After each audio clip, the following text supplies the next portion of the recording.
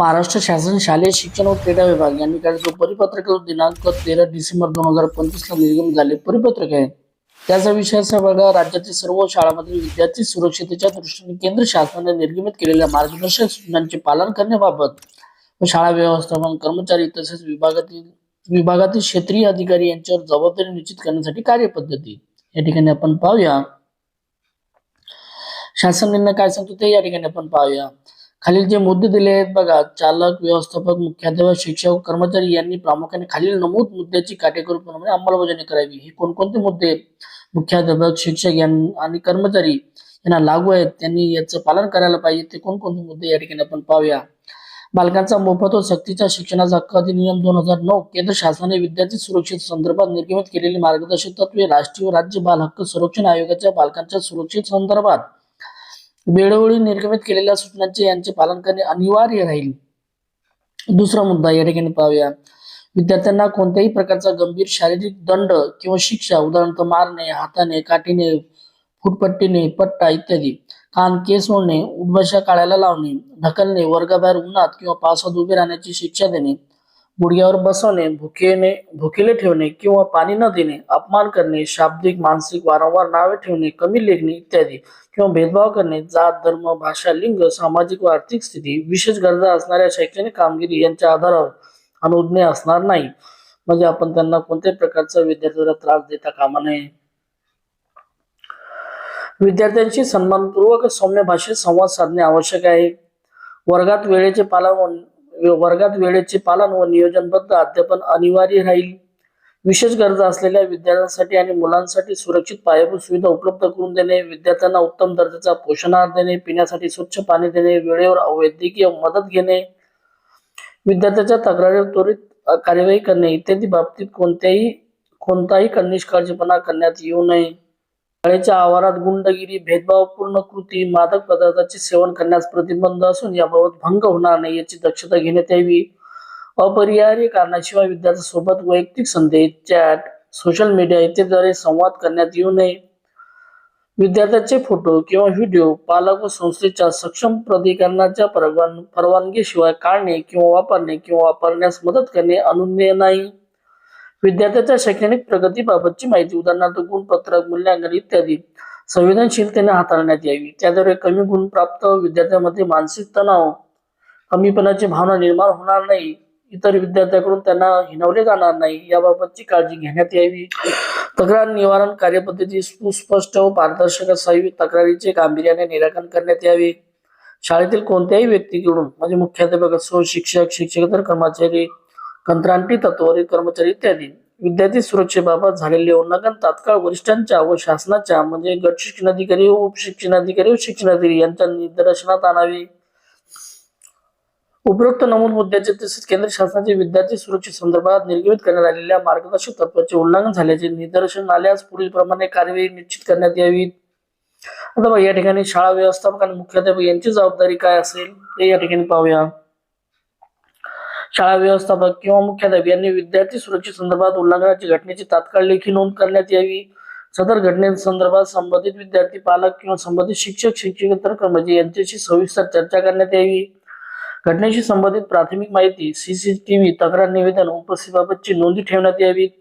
सुरक्षितपणे जतन करून ठेवाव्यात. घटनेशी संबंधित दस्तावेज म्हणजे CCTV फुटेज व अन्य पुराव्याशी छेडछाड करण्यात येऊ नये.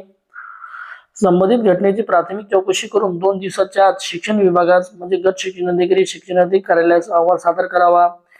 एखादी घटना गंभीर स्वरूपाची असल्याने निदर्शनात आल्यास अथवा लैंगिक गुन्ह्यापासून बालकांचे संरक्षण कायदा म्हणजे 2012, न्याय, मुलांची काळजी व संरक्षण अधिनियम 2015 या अधिनियमातील तरतुदीचे उल्लंघन झाल्याचे, गुन्हा घडल्याचे निदर्शनात आल्यास 24 तासाच्या आत संबंधित व्यक्ती किंवा कर्मचारी विरुद्ध नजीकच्या पोलीस ठाण्यात तक्रार नोंदवण्यात यावी. तक्रार नोंदवताना सर्व आवश्यक माहिती अभिलेखे पोलीस प्रशासनास सादर करून सहकार्य करण्यात यावे. सदर घटनेबाबत सविस्तर अहवाल तातडीने संबंधित गट शिक्षणाधिकारी, उपशिक्षणाधिकारी आणि शिक्षणाधिकारी यांना सादर करावा. आता संबंधित शिक्षणाधिकारी यांची जबाबदारी काय असेल तर शाळा व्यवस्थापक, मुख्याध्यापक यांनी सादर केलेला प्राथमिक चौकशी अहवाल नोंदी करून ठेवाव्या. विद्यार्थ्याच्या सुरक्षे संदर्भात घडलेली एखादी प्रकरण गंभीर स्वरूपाचे म्हणजे लैंगिक गुन्ह्यापासून बालकांचे संरक्षण कायदा 2012 म्हणजे मुलांची काळजी आणि संरक्षण इत्यादी अधिनियमातील तरतुदीचे उल्लंघन झाल्याचे गुन्हा घडल्याचे निदर्शन आल्यास शिक्षण अधिकारी यांनी सदर बाब तात्काळ तपासावी. घटनेशी संबंधित उपस्थित असलेले विद्यार्थी, पालक, शिक्षकेतर कर्मचारी, शाळा व्यवस्थापन इत्यादी यांची साक्ष नोंदवून घ्यावी. आवश्यक असल्यास संबंधित व्यक्तीकडून लेखी निवेदन घेण्यात यावे. शाळेतील सीसीटीव्ही कॅमेरे उपस्थित नोंद, आवश्यक असल्यास वैद्यकीय अहवाल, इतर संबंधित दस्तऐवज पुरावे तपासावे. तसेच घटनेशी संबंधित कागदपत्रे पुरावे सुस्थितीत असल्याची, छेडछाड झालेली नसल्याची खात्री करून घ्यावी. बालकांच्या सुरक्षेसंदर्भात निर्गमित करण्यात आलेल्या मार्गदर्शक सूचना आणि कायदेशीर तरतुदी तपासून पाहाव्यात. चौकशी दरम्यान आढळून आलेल्या नोंदी विचारात घेऊन सविस्तर अहवाल संबंधित कर्मचारी घटनेचे दोषी आहे की कसे यांच्या शिफारसीचा तात्काळ संबंधित विभागीय शिक्षण उपसंचालक यांना सादर करावा. गंभीर स्वरूपाच्या प्रकरणामध्ये संबंधित शाळा व्यवस्थापनाचे मुख्याध्यापक नजीकच्या पोलीस ठाण्यात गुन्हा तक्रार नोंदवला आहे किंवा कसे याची पडताळणी करून घ्यावी. अशा प्रकारामध्ये गुन्हा दाखल केलेला नसल्याचे निदर्शन आल्यास आवश्यक तपासणी करून घटनेशी संबंधित व्यक्ती कर्मचारी विरुद्ध तात्काळ नजीकच्या पोलीस ठाण्यात गुन्हा नोंद करावा. अशा घटनेसंदर्भात संबंधित शाळा प्रशासन अथवा व्यवस्थापनामध्ये पोलीस ठाण्यात तक्रार केली नसल्याचे निदर्शन आल्याचे अशी प्रकरणे गांभीर्याने हाताळण्यात यावीत. सर्व घटनेबाबतची माहिती तसेच शालेय दस्तावेज, अभिलेखे, सीसीटीव्ही फुटेज इत्यादी तपासण्यात येऊन त्या आधारे संबंधित व्यक्ती कर्मचारी विरुद्ध पोलीस ठाण्यात गुन्हा नोंदवण्यात यावा. संबंधित शाळा प्रशासनाने व्यवस्थापनाने सदर गुन्ह्याची बाब लपवण्याची अथवा गुन्ह्याशी संबंधित माहिती, अभिलेखे, सीसीटीव्ही फुटेज इत्यादी लपवण्याचा अथवा नष्ट करण्याचा प्रयत्न करीत असल्याचे निदर्शनास येत असल्यास संबंधित प्रशासकीय अधिकारी, मुख्याध्यापक तसेच व्यवस्थापनाविरुद्ध देखील गुन्हा नोंदवण्यात यावा. आता बघा, विभागीय SEO मोठो कारवाई कशी करणार. एखादी घटना वृत्तपत्र, दूरदर्शन, आकाशवाणी इतर समाज माध्यमातून समजल्यास संबंधित शिक्षणाधिकारी किंवा गट शिक्षणाधिकारी यांनी स्वतः चौकशी सुरू करावी.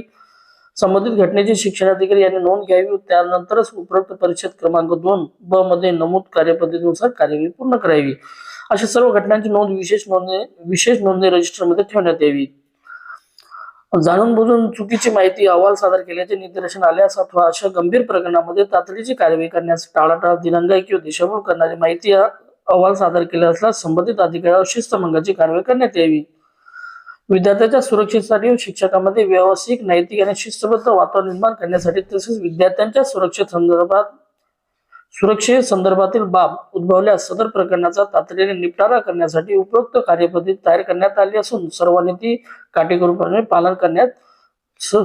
काटेकोरपणे पाळणे बंधनकारक आहे.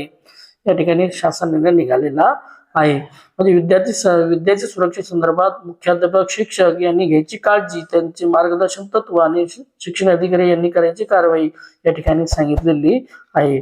अशाच प्रकारचे व्हिडिओ आवडल्यास लाईक, शेअर आणि सबस्क्राईब करायला विसरू नका. थँक्यू.